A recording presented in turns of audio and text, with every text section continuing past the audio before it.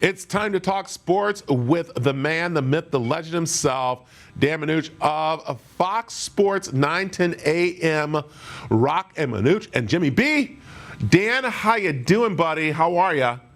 Bradley, I'm doing great. I mean, if I was doing any better, than to be two of us. It's all good in my hood, and here we are on a Thursday morning. Man, there is a lot going on, and you know what? There's a lot of controversy in the National Football League. Yeah, let's get into it because they passed down this new concussion rule that started literally on Sunday that yanked out the Dolphins, right? Is the Dolphins quarterback? Yes, yeah, the Dolphins backup quarterback, because I heard he stumbled over a cord or something when he was just kind of like coming, or something that was like interesting.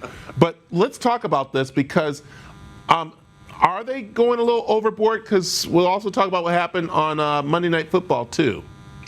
Well, here's a couple things. Since the whole two-out thing came down a couple weeks ago, the whole reason why a lot of people questioned when he got slightly concussed on a Sunday, he came out, he played on Thursday Night Football. He got slammed to the ground, and he pretty much got knocked out. So he's out, pretty much. So the concussion protocols have had more meat added to them. Now, let me just explain to all the viewers out there. Protocols were followed to the absolute nth degree. The doctors, the neurologists, everybody, then some, and their mother. I think the dog got involved down the street as well, too, from where Two-Out lives, okay? So he felt great. They followed all the protocols, and they got concussed on Thursday night. Okay, fine. Let's tweak the rules. Let's do all the things we need to do to make sure that if anybody gets concussed or slightly concussed, we will pull them from the game.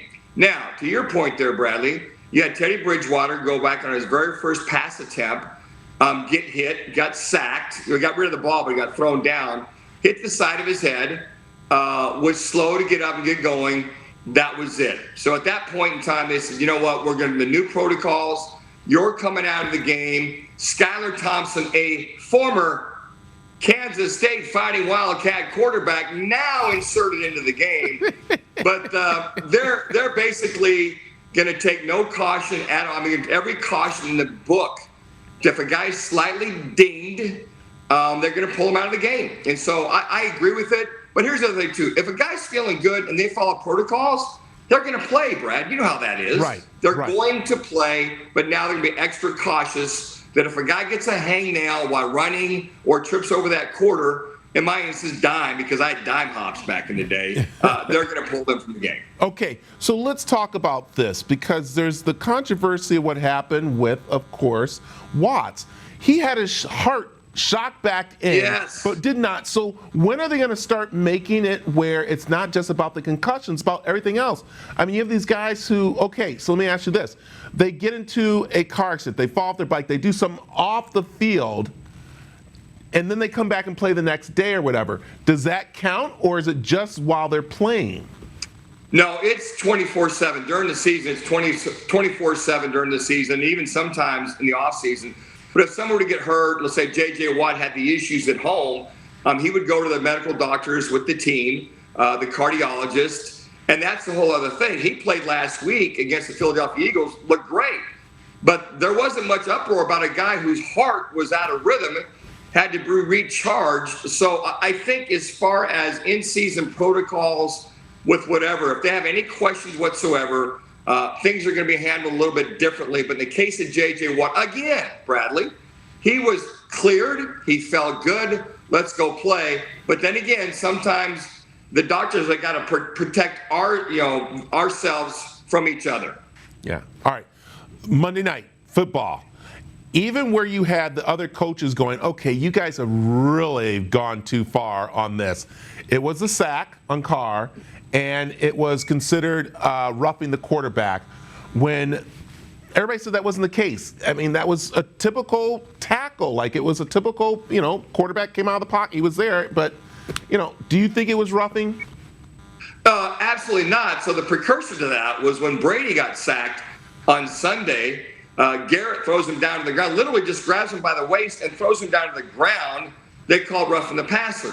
And then on Monday night, you see the Chiefs defensive tackle, I think it was Chris Ford, basically grab Derek Carr and throw him down on the ground and knock the ball out of his hand. So he created a fumble.